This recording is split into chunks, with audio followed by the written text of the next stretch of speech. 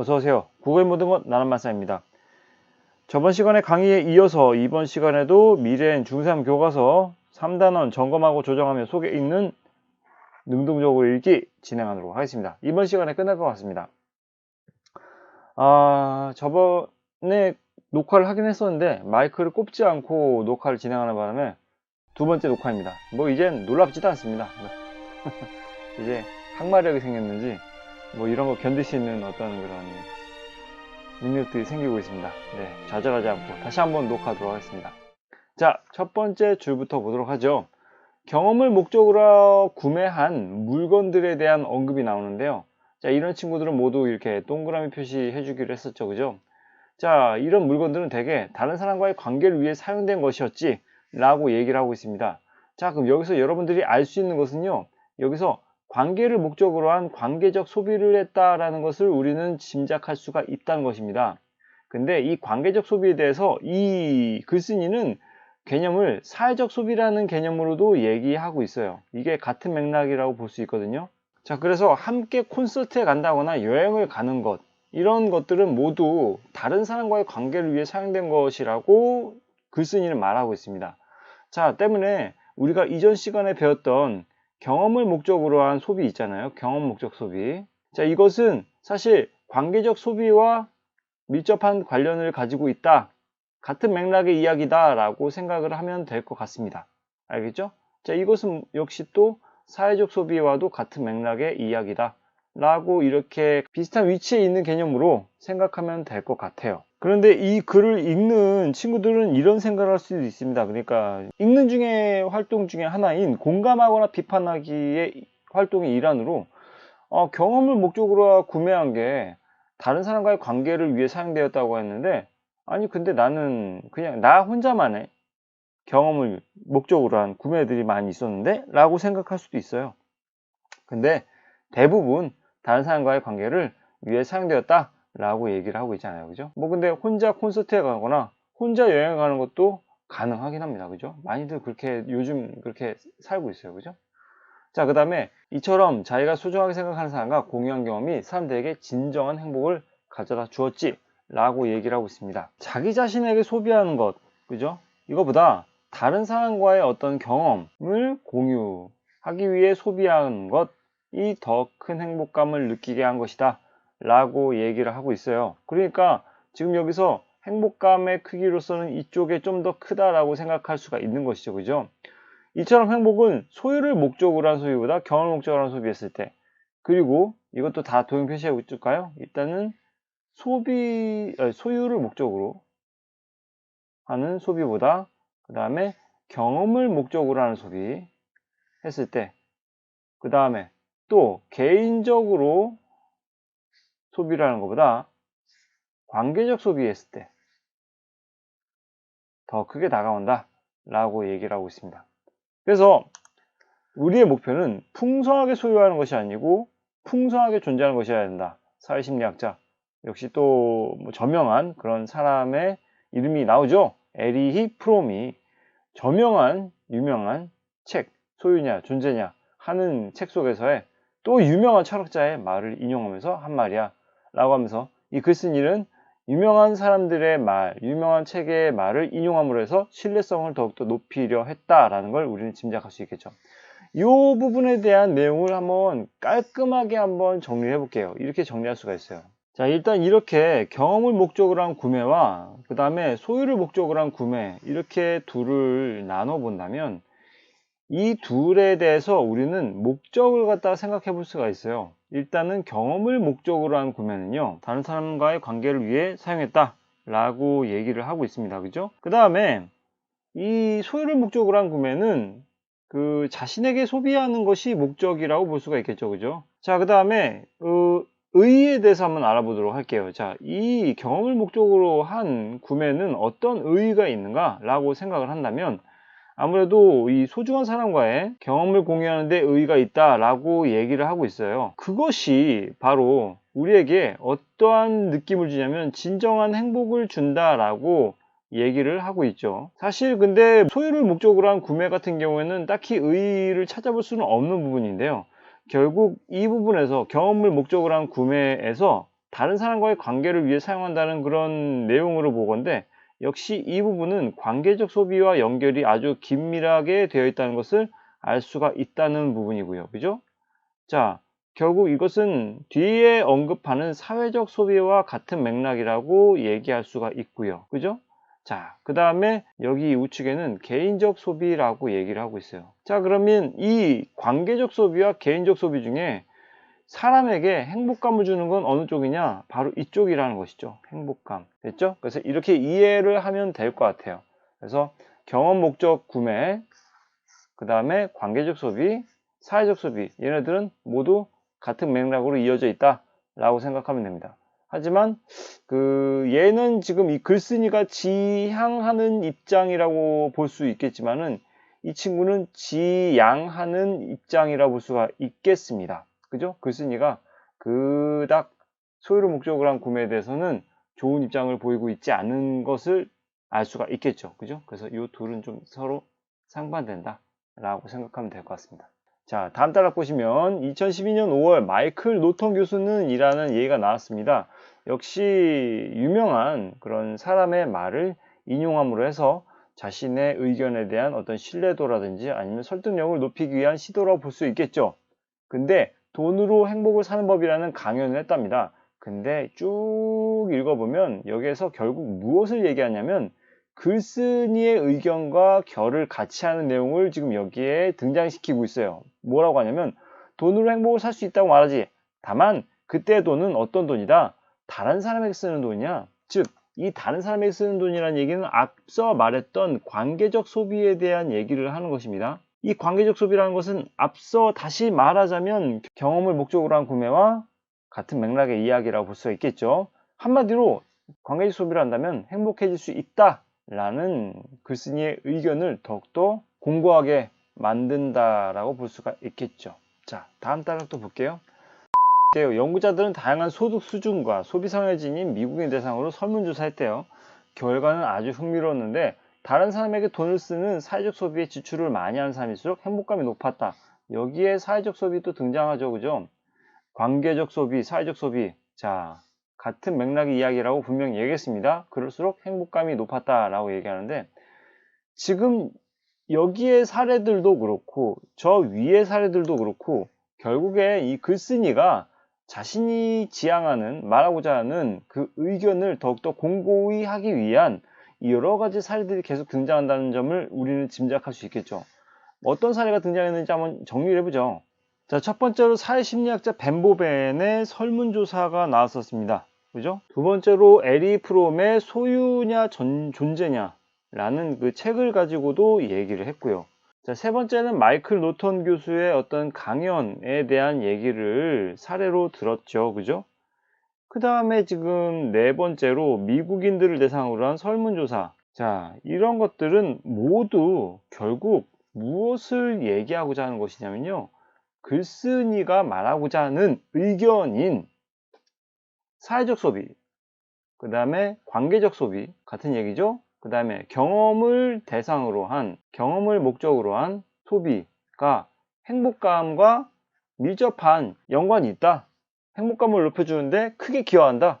라고 얘기하는 것을 지금 요 네 가지의 어떤 사례를 들어서 더욱더 자신의 의견을 튼튼하게 만들어주기 위한 수단으로 쓰고 있다는 걸 우리는 짐작할 수가 있겠죠. 그래서 이렇게 유명한 사람들이라거나 아니면은 그 많은 사람들을 대상으로 한 설문조사 이런 걸 통해서 신뢰도를 높이고 설득력을 높이는 것으로 볼 수 있다. 자, 그래서 다시 본문으로 들어간다면 사회적 소비는 행복감과 관련이 깊은 것으로 조사가 됐는데 반면에 이 개인적 소비 말이죠. 개인적 소비 같은 경우에는 행복감 사이에서는 의미 있는 상관관계가 발견되지 않았다는 점. 그러니까 행복감과 크게 관련이 있지 않대요. 그래서 이 개인적 소비는 자기 자신을 위해 물건을 사는 거야 라고 이렇게 규정 짓고 있어요. 네. 이걸 여러분들은 생각을 해야 돼요. 뭘 생각해야 되냐면 이 글쓴이가 이 글 안의 논리에서 규정짓는 개인적 소비라는 것은 자신을 위해 물건을 사는 거야. 이 물건이라는 어떤 물질적인 것에 한정 짓고 있다는 점을 여러분들은 잘 생각을 해야 돼요. 네. 그러니까 만약에 이 글 속의 논리에만 국한된 것이 아닌 바깥에 아니면 개인적인 글을 읽는 독자들의 어떤 판단에 의한다면 개인적 소비는 물건이 아니라 자신의 어떤 경험을, 자신만을 위한 경험을 위해서 쓰는 것도 개인적 소비를 할 수 있지. 물론 이렇게 생각할 수 있어요. 하지만 일단 이 글쓴이는 개인적 소비에 대해서 이렇게 규정 지었다는 것을 좀 생각할 필요가 있어요. 개인적 소비는 뭐다? 물건을 사는 것. 그 소유를 위한, 여기다 쓸게요. 이렇게 개인적 소비는 소유 목적의 소비와 맥락을 같이 한다. 그 결을 같이 한다 라고 볼 수 있겠죠. 여기 이렇게 나오잖아요. 앞서 설명한 소유 목적의 소비와 비슷하지. 네. 하지만 사회적 소비는 뭐라고 합니까? 사회적 소비는 다른 사람에게 선물할 물건을 사거나 기부하는 거야. 즉 관계적 소비를 얘기하는 것이죠. 어디까지나 글쓴이의 이 글 속의 논리에 의한다면 이런 구조로 파악할 수 있다는 얘기예요. 충분히 그 경험을 위한 소비 또한 개인적 소비로 이어질 수도 있지만 어쨌든 글쓴이는 이런 입장을 띠고 있다는 점을 알아두면 좋겠습니다. 자, 그 다음 달라 볼게요. 연구자들은 이를 토대로 다시 두 가지 실험을 했는데 하나는 사회연금을 받은 직장인들이 그 돈을 어떻게 쓸지, 어떻게 쓸 때 더 행복해지는지, 공돈이 생겼을 때 어떻게 쓰면 더 행복해지는지 살펴보는 것이어서 쭉 읽어보세요. 우리에게 중요한 건 결과죠, 결과. 자, 근데 여기서 사회적 소비의 개념이 또 나옵니다. 자, 사회적 소비에서 사회적 소비에 지출한 사람들일수록 역시 행복감이 높았다. 계속 같은 맥락의 이야기를 계속 하고 있는 거예요, 그냥. 그죠? 사회연금을 얼마나 많이 받았는지보다 어떻게 썼느냐가 행복감에 더 큰 영향을 미쳤다더라. 자, 이게 그러니까 우리가 생각해 볼 만한 이야기인 것이죠. 어떻게 썼는지. 이게 더 행복감에 큰 영향을 미치는 것이더라. 됐죠? 다음 페이지. 자, 그래서 지출 용도와 행복감을 측정했더니 나중에 자기가 아닌 다른 사람에게 돈을 쓴 사람일수록 역시 다른 사람에게 돈을 썼다는 얘기로 봐서 우리는 짐작할 수 있는 건 관계적 소비, 사회적 소비, 이것은 무엇으로 직결된다? 행복하다 라는 감정과 직결이 된다 라는 사실이 밝혀졌다는 거예요. 행복감. 이해하죠? 그죠? 자, 그 다음에 쭉 읽어보세요. 예. 근데 어떤 결과가 나왔냐면 같은 결과가 나왔대요. 액수와 상관없이 다른 사람에게 돈을 쓴 사람. 자, 어쨌든 이런 다른 사람에게 돈을 쓴 행위 또한 역시 사회적 소비, 관계적 소비 라고 볼 수가 있겠죠. 그죠? 그 사람이 더 큰 행복감을 느꼈다 라는 얘기입니다. 자, 그러면 이것에 대한 읽는 중에 활동 한번 또 보도록 하죠. 질문하고 답하기. 그럼 경험을 목적으로 하는 소비 외에는 행복을 가져올 수 있는 소비는 없을까? 라고 좀 추가적인 질문을 던질 수가 있는 부분이에요. 자, 근데 그 질문을 던졌을 때 질문에 대한 답이 그 두 가지의 경우가 있습니다. 책 속에 있는 경우 아니면 책 바깥에 있는 경우. 근데 이 질문과 같은 경우는 책 속에서 찾을 수 있는 내용이었죠. 뭐라고 합니까? 마이클 러턴 교수의 설문조사 실험 결과 보니 사회적 소비라는 것이 행복감에 더 큰 영향을 미칠 수가 있겠어. 그래서 이렇게 지혜롭게 슬기롭게 질문하고 답하고가 이루어지는 것이죠. 그래서 이 부분이 질문이라고 한다면 이 부분이 답변, 답이라고 볼 수가 있겠죠. 그죠? 그 다음 밑에 볼게요. 자, 궁금한 점 찾아보기. 근데 마지막 문단은 상여금이 무엇이지? 이거는 그러니까 사전적인 의미에 대한 궁금증인 것입니다. 그죠?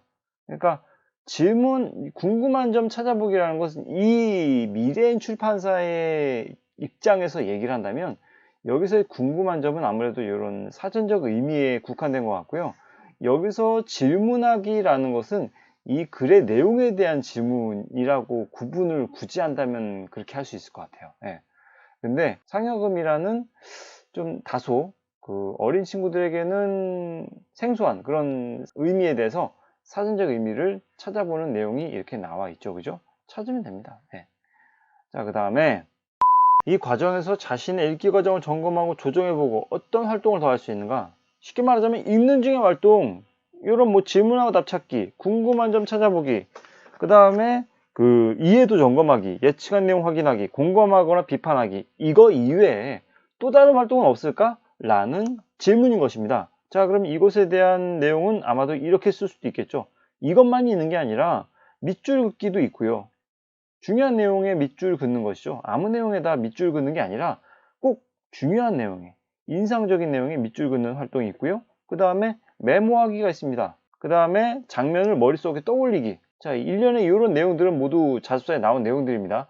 중요한 내용에 밑줄 긋기, 그 다음에 글을 읽으면서 자기 생각 메모하기, 장면을 머릿속에 떠올리기, 뭐 이런 식의 세 가지의 것들, 활동이 있다더라. 이렇게 생각하면 될 것 같습니다. 됐죠? 자, 그 다음 페이지. 이제 읽은 후에 활동이 들어가게 됩니다. 자, 그러면 읽은 후의 활동에는 어떤 것들이 있는지 봅시다.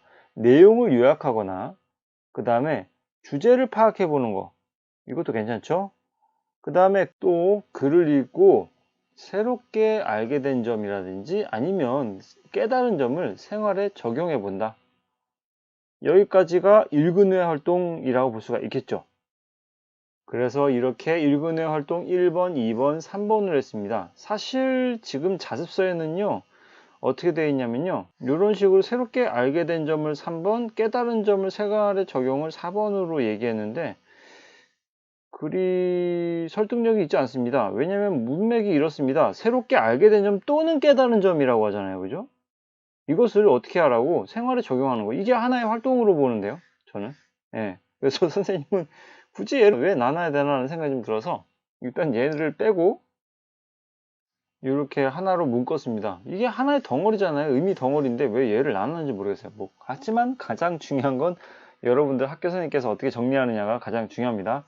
근데 뒤에 보면 또 이렇게 나와 있어요. 새롭게 알게 된 점 혹은 깨달은 점, 이렇게 여기 끝난 다음에 여기까지 정리, 그 다음에 생활에 적용하기, 뭐 이렇게 뒷부분에 나와 있어요. 정확히는 어디에 나와 있냐면요, 지금 그 이하 탐구 부분 130페이지에 그쪽에 읽은 후의 활동으로 자습서의 내용에 4가지 항목으로 요약하기, 주제 파악하기, 깨달은 점 정리하기, 그 다음에 자신의 생활에 적용하기, 이런 식으로 나눴더라고요. 이렇게 하면은 좀 그럴 법하긴 한데 지금 요 문맥은 요건 한 덩어리이기 때문에.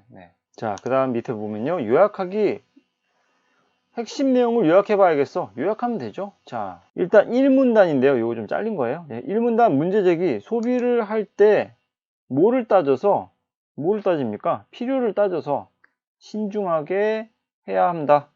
그 다음에 두 번째 문단, 소유 목적의 소비보다 무엇을, 뭔가요? 경험 목적의 소비를 해야 된다. 이것이 글쓴이의 주장이었죠. 그죠? 자, 그에 대한 근거는 뭐냐? 벤보벤의 설문조사 결과 경험 목적의 소비가 더 어떡하다? 행복하다. 자, 네 번째 문단에서는요, 어떤 주장이 나오냐면요, 개인적 소비보다 무엇이, 관계적 소비가 더 행복감을 준다. 여기 밑에 생략된 거예요. 그 다음에 마이클 노턴 교수의 강연 중에 다른 사람에게 돈을 쓰면 더 행복하다 라는 것을 근거로 들고 있고요. 근데 이 글쓴이가 말했던 건 보통 대개의 경험 목적의 소비는, 이 경험 목적의 소비는 무엇과 연결되더라? 결국 개인적인 소비보다는 관계적 소비와 이렇게 연결이 되더라 라는 얘기를 했어요. 그죠? 결을 같이 하고 있다 라고 얘기를 했었습니다. 자, 그 다음에 여기에 대한 또 내용으로 근거가 또 연구자들의 설문이 나왔고, 그 다음에 또 연구자들의 실험 결과를 제시를 했었습니다. 그 다음에 주제 파악하기 볼게요. 자, 구조를 중심으로 핵심 내용을 요약해 보니 글의 주제를 명확하게 알겠어. 글쓴이는 무엇을 얘기하고 있는 것이냐? 자, 이렇게 소유를 목적으로 하는 소비보다 경험을 목적으로 하는 소비가, 요 따옴표 중요합니다. 한번 끊어야 돼요.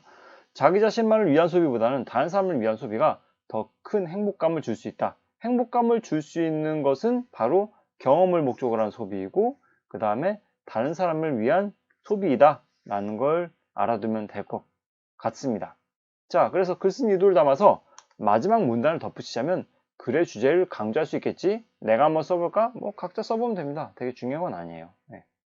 자습서에 제시된 예시 답안은 적어줄게요. 이렇습니다. 자, 그 다음 볼게요. 깨달은 점 정리하고 생활에 적용하기.